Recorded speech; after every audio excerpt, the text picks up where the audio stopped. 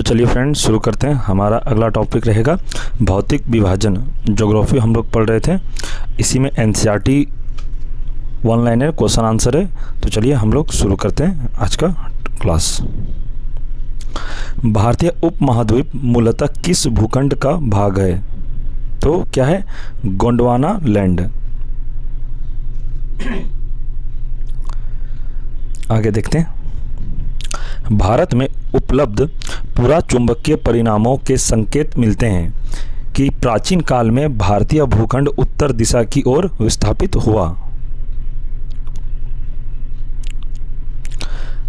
भूगर्भिक संरचना की दृष्टि से भारत को मुख्यतः 3 भागों में विभाजित किया गया है। तो कौन कौन भाग में विभाजित किया गया है देखते हैं। पहला है हिमालय पर्वतीय क्षेत्र, दूसरा है उत्तर का मैदानी भाग और तीसरा है दक्षिणी का प्रायद्वीपीय पठार।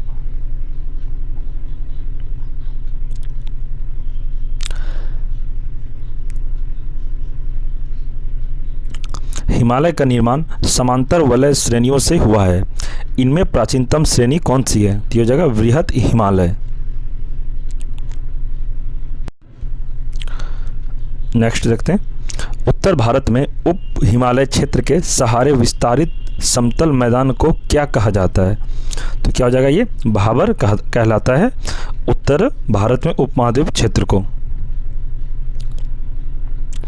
हिमालय का पर्वत पदीय प्रदेश कौन सा है? तो ये हो जाएगा शिवालिक। नेक्स्ट, शिवालिक सेल समूह के दक्षिण में स्थित भाबर क्षेत्र किस संरचना का उदाहरण है? तो ये हो जाएगा गिरिपद की स्थिति का। शिवालिक श्रेणी की औसत ऊंचाई 600 से 1200 मीटर है। लघु हिमालय किन श्रेणियों के मध्य में स्थित है? तो ये हो जाएगा महान हिमालय और शिवालिक। हिमालय की नवीनतम पर्वत श्रेणी कौन सी है? तो ये हो जाएगा शिवालिक। नर्मदा एवं ताप्ती नदी के मध्य कौन सी पर्वत श्रेणी स्थित है? तो ये हो जाएगा सतपुड़ा श्रेणी। हिमालय की सबसे ऊंची पर्वत श्रेणी कौन सी है? तो इसका आंसर हो जाएगा हिमाद्री या वृहत हिमालय। आगे प्रश्न, वृहत हिमालय की औसत ऊंचाई कितनी होती है? तो ये हो जाएगा 6100 मीटर। आगे देखते हैं। पीर पंजाल श्रेणी किस राज्य में अवस्थित है? तो ये हो जाएगा जम्मू कश्मीर में। नेक्स्ट, पूर्वी हिमालय की तुलना में पश्चिमी हिमालय में ट्रीलाइन की ऊंचाई क्या है? कम है। उत्तराखंड के पाताल तोड़ कुएं किस भाग में पाए जाते हैं? तो ये हो जाएगा तराई भाग में पाए जाते हैं। कहाँ पाए जाते हैं? उत्तराखंड के पाताल तोड़ में कौन सा कुएं है? तो ये जगह तराई भाग में। अक्साई चीन किस क्षेत्र का भाग है? तो ये हो जाएगा लद्दाख का। पश्चिमी हिमालय प्रदेश के प्रमुख प्राकृतिक संसाधन क्या है? तो ये हो जाएगा वन। नेक्स्ट प्रश्न, भारत की प्राचीनतम पर्वत श्रेणी श्रृंखला कौन सी है? तो ये हो जाएगा अरावली की श्रृंखला है। अरावली श्रेणियों की अनुमानित आयु कितनी होती है?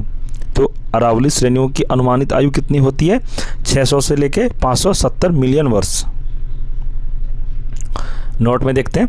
माउंट एवरेस्ट को नेपाल में सागरमाथा के नाम से भी जाना जाता है। तो माउंट एवरेस्ट को नेपाल में किस नाम से जाना जाता है? तो सागरमाथा के नाम से जाना जाता है। अरावली किस प्रकार की पर्वत श्रेणी है? तो ये हो जाएगा अवशिष्ट पर्वत। दक्षिण भारत की सबसे ऊंची चोटी कौन सी है? तो अन्नाईमुड़ी 2695 मीटर जो कि केरल में है। नीलगिरी पर्वतमाला का विस्तार किन राज्यों में है? तो ये जाएगा तमिलनाडु एवं केरल में। आगे, महाराष्ट्र एवं कर्नाटक के मध्य स्थित पश्चिमी घाट को किस नाम से जाना जाता है? तो ये जाएगा कोंकण तट के नाम से जाना जाता है। इलायचियों की पहाड़ियाँ किन राज्यों के मध्य सीमा बनाती है? तो ये जाएगा केरल एवं तमिलनाडु। सेवराय पहाड़ियाँ किस राज्य में स्थित है? तो ये जाएगा तमिलनाडु में। आगे बढ़ते हैं। नोट में एक बार पढ़ते हैं क्या है इसमें। पूर्वी घाट और पश्चिमी घाट परस्पर नीलगिरी पहाड़ियों पर मिलते हैं। नेक्स्ट प्रश्न, भारत की सर्वोच्च पर्वत चोटी कौन सी हो? तो जब भारत की सर्वोच्च चोटी कौन सी है? तो केटू गॉडविन ऑस्टिन, जो कि 8611 मीटर है।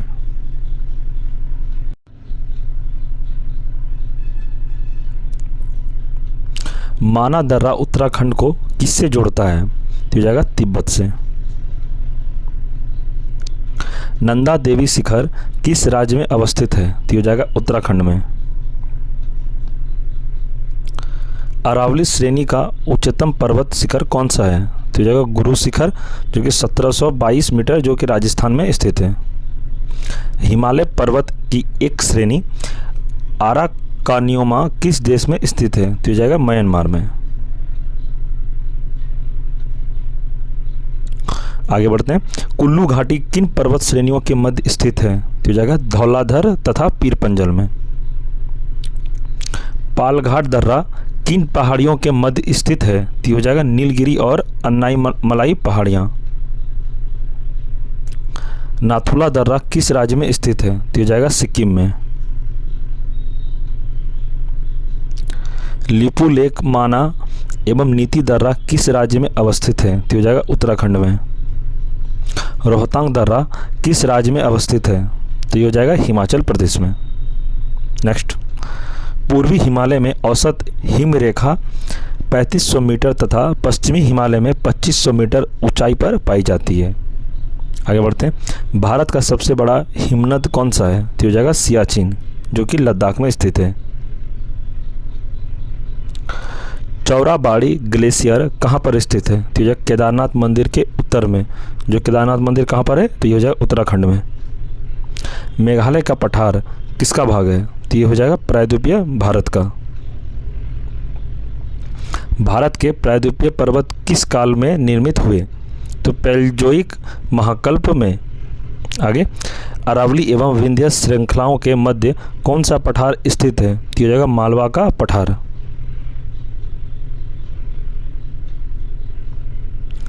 दंडकारण्य क्षेत्र कहाँ अवस्थित है? तो ये हो जाएगा छत्तीसगढ़ एवं उड़ीसा के मध्यवर्ती भाग में।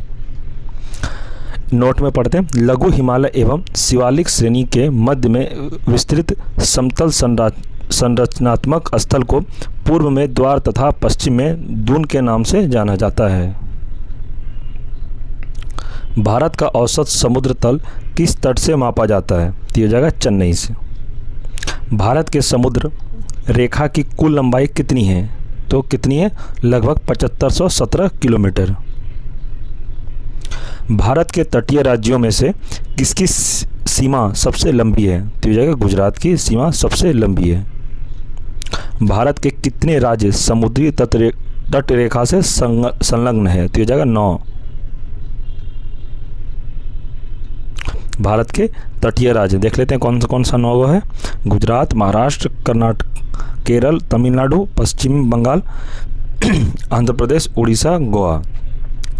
ये 9 राज्य है जो भारत के तटीय राज्य से संबंधित है। प्राचीन भारतीय ऐतिहासिक भूगोल में रत्नाकर नाम किसका सूचक था? तो जगह हिंद महासागर का। आगे बढ़ते हैं। तमिलनाडु व आंध्र प्रदेश के समुद्री तट का क्या नाम है? तो जगह कोरोमंडल तट। कन्याकुमारी को किस नाम से जाना जाता है? तो जगह कैप कोमेरिन। अंडमान और निकोबार द्वीप समूह में सबसे अधिक ऊंचाई वाली चोटी कौन सी है? तो हो जाएगा सैंडल पीक।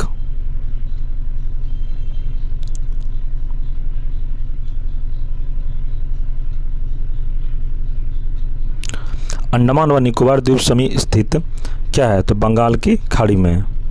अंडमान निकोबार द्वीप समूह में द्वीपों की संख्या कितनी है? तो जगह 572। 10 डिग्री चैनल किन 2 द्वीपों को पृथक करता है? तो जगह अंडमान को और निकोबार द्वीप को। बैरन द्वीप अवस्थित है कहाँ पर? बंगाल की खाड़ी में। श्रीहरिकोटा द्वीप कहाँ अवस्थित है? तो पुलकिट झील के समीप में स्थित है। राम सेतु कहाँ से प्रारंभ होता है? तो धनुष कोडी में से शुरू होता है। लक्षद्वीप कहाँ अवस्थित है? तो अरब सागर में। अगला, भारत का कौन सा द्वीप समूह प्रवाल निर्मित है? तो जाएगा लक्षद्वीप। मिनिकॉय द्वीप भारत तट रेखा के सुदूरवर्ती द्वीप की श्रेणी में आता है, तो इसको याद रखिएगा। भारत एवं श्रीलंका के मध्य कौन सा द्वीप स्थित है? तो जगह पंबन द्वीप, जो कि रामेश्वरम में है। द्वीपों पर बसा हुआ भारत का सबसे बड़ा नगर कौन सा है? तो यह जाएगा मुंबई। आगे, कोरी क्रीक कहाँ स्थित है? तो कच्छ के रण में। तो आपसे एग्जाम में प्रश्न ये वाला पूछता ये वेरी इंपॉर्टेंट है, आप लोग नोट कर सकते हैं। सर क्रीक विवाद किन दो देशों के मध्य है? तो ये जाएगा भारत एवं पाकिस्तान के बीच। इस सर क्रीक विवाद यही दो देशों के बीच में अभी ये चल रहा है। बुर्जिलवा बनिहाल दर्रे किस पर्वत श्रेणी में स्थित है? तो जगह पीर पंजाल श्रेणी में स्थित है। हिमालय के प्रमुख ऊंचे शिखर के बारे में पढ़ते हैं। ये एग्जाम में यहाँ से एक प्रश्न तो रहता ही है, 100% रहता है। 1 से 2 प्रश्न तो गारंटी मैं कहता हूँ रहता ही है। पहले देखते हैं शिखर में माउंट एवरेस्ट, जो कि नेपाल में स्थित है, इसकी ऊंचाई हो जाएगा 8848 मीटर। दूसरा है काराकोरम, जिसको K2 से भी जानते हैं, या गॉडविन ऑस्टिन, ये भारत में है, इसकी ऊंचाई हो जाएगा 8611 मीटर। कंचनजंगा, ये भी भारत में स्थित है, इसका ऊंचाई है 8598। आगे, मकालू, ये नेपाल में स्थित है, तो इसकी ऊंचाई है 8481। धौलागिरी, ये भी नेपाल में स्थित है, इसकी ऊंचाई 8172। नंगा पर्वत भारत में स्थित है, ये हो जाएगा 8126 मीटर ऊंचाई है। अन्नपूर्णा, ये भी भारत में, इसका हो जाएगा 8078। तो आप लोग फ्रेंड्स इसको एक बार देख लीजिए। और फ्रेंड्स ये वाला टॉपिक हम लोगों का कंप्लीट हो गया। और फ्रेंड्स आप अगर BPSC TRE 4 की तैयारी कर रहे हैं तो आप के लिए यह वीडियो बहुत ही यूज़फुल रहेगा। आप रेलवे की भी तैयारी कर रहे हैं तो उसके लिए भी यह वीडियो बहुत ही यूज़फुल है, क्योंकि ये कोई भी ऐसा बुक नहीं है, ये सिर्फ NCERT, जो कि NCERT में हूबहू क्वेश्चन पूछता है ऐसा ही।